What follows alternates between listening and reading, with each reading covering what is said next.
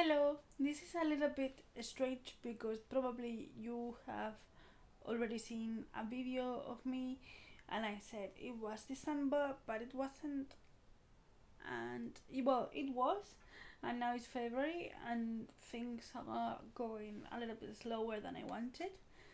But I wanted to come here today because we are going to chat about a topic that has been on my mind since I recorded the first video.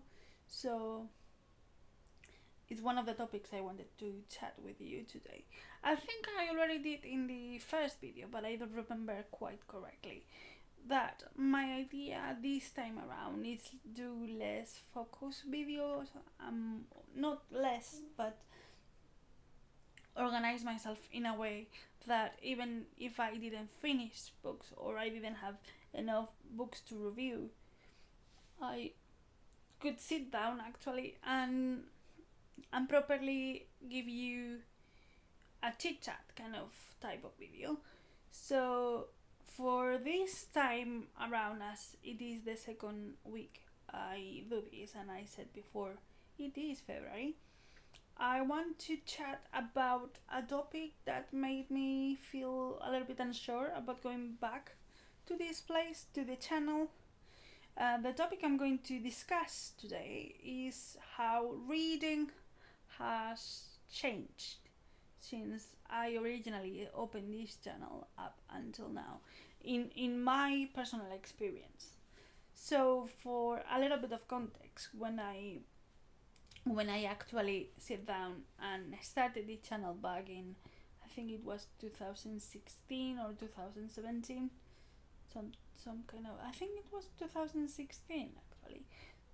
Among those ages, among those years, I was part of a creative writing master, and as such, I had to do a lot of writing, obviously, but also a lot of reading. So that kind of gave me a lot of material to reflect and to exercise and to be able to be critical about what I was reading and understand how the writing craft worked and how I could apply it if I wish to my own projects. But it also allowed me, as I said, to read a lot as part of that, and because of that I always had like a lot of material to chat with you about, either because I read for fun or because it was part of my master kind of syllabus to say. So I always had books to talk about, or kind of reference, bookish reference to come here and produce material. The following year, I gave it myself a gap year to finish the novel I was writing as part of my creative writing master, which I didn't finish. And then I entered into the PhD program, so as a result, I actually had to read this time around a lot of books for my PhD, which was about booktube here.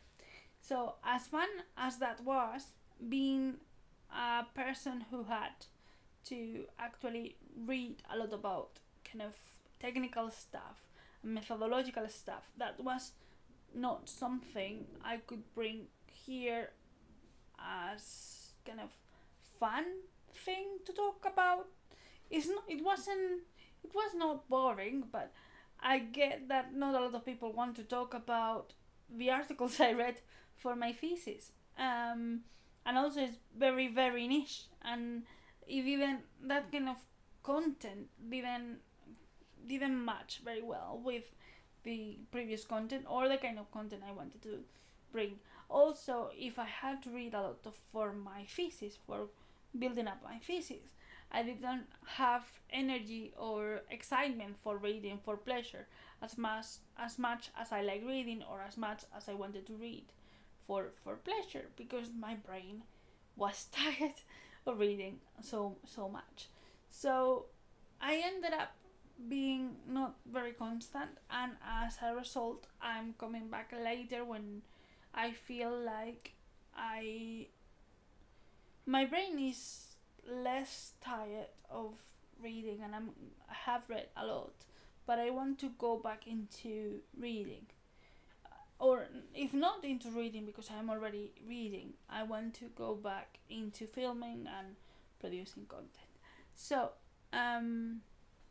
my issue with these different stages of reading that I just kind of summarized is that I feel like I am slower than when I was initially here on YouTube. I read slower. I enjoy it more, I think, because I use it as a way of focusing myself in a time period where our attention span and attention in itself has been called upon, like, through different media, not only the TV but the mobile and all the social media and stuff. So reading is, I'm enjoying it, but it's taking me longer than when I was younger and I was part of the creative writing course. And also, I have the feeling that because I am slower, my kind of ending of the month is not as the quantity of the books I read at the end of the month are not so big. So, for example, last month I think I read 3 books, if I am not mistaken. I have to check it out, but I think it was 3 books. The thing is that due to me not being very kind of fast reading, I have this assumption in my head that because I don't read as fast or as many books as other booktubers that I follow, my content is going to be lacking, or I'm not going to be able to produce as much content as I wanted. So I wanted to kind of exorcise my doubts and my demons, quoting Taylor Swift because I'm a Swiftie. I want to kind of not allow my fear of not being good enough or not being booktober enough by reading less books, by talking about it. So my way of trying to tackle this is to explain to you what I normally do reading wise. In the Spanish video, which I filmed months ago, we are in February again, I repeat, I explained that because we were in kind of Christmas, almost Christmas, I was reading 2 books. Two of them were in Spanish, but one was Hamnet by Maggie O'Farrell, and the other one was a Spanish rom-com set in Christmas because I was feeling Christmassy. So I said there that Hamnet was the kind of book I wanted to read carefully, and I wanted to read when I needed to focus more, and the rom-com was for when I needed something to be like lighter on myself, although that book itself had a lot of emotional kind of content as well, so it was not as easy read as one may think. By the difference between both, also it was the format. So Hamnet I was reading in paper, it was my paperback copy, and also the rom-com was in the digital form. So depending on where I was or how much tired I felt, it was easier for me to choose between the two. But also I want to bring something else here that I didn't mention before, or in the other video. Here now, because I have not less time, because I am fortunate enough to have enough time to read as much as I want at the moment, but because I have medical appointments due to other reasons, my brain is not kind of as free as it used to be. I'm more worried, so reading is a little bit of a kind of getaway and escapism and a form to decompress. So what I normally do is to sit down and either read on paper when I actually want to focus, to be focused, uh, digital if I am outside, if I am doing whatever reason. That thing that sounds is my phone, but we are going to ignore it. And then audiobook serves me as a way of relaxation when the house is kind of calm and I need to have time for me. I use audiobooks.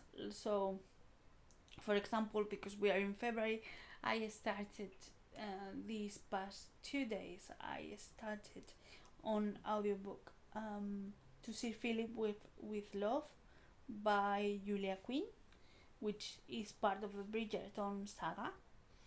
It's a historical romance book. But right now I am reading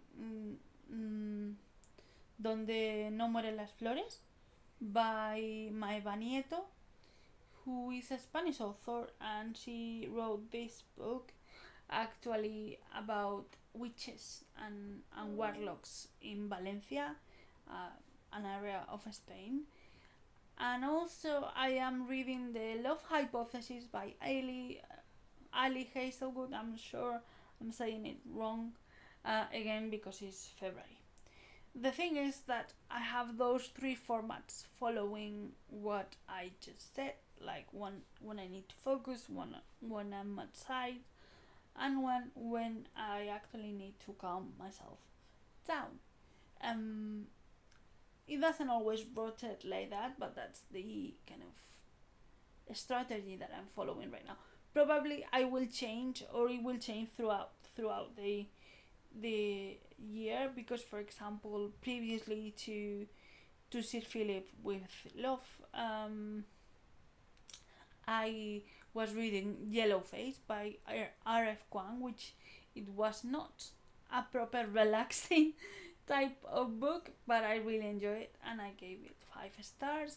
I hope I can give it kind of a review of it soon, but I wanted to bring to you the type of video that I'm actually more happy with, these kind of talkative spaces where I chat about something, if it has caught my eye or if I want to reflect on it. So today was more of a reading experience in 2026, or how I view reading when I'm coming back to the channel now.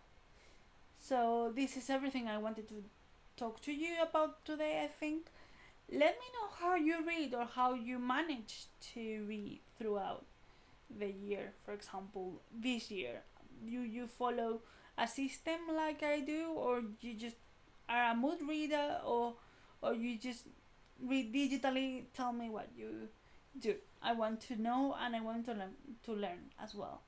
And please tell me, what are you reading right now, so I can actually add it to my TBR if it's something I would like. I leave all my social media active that I have right now down below, so you can follow me, and I hope we see each other very soon. Bye.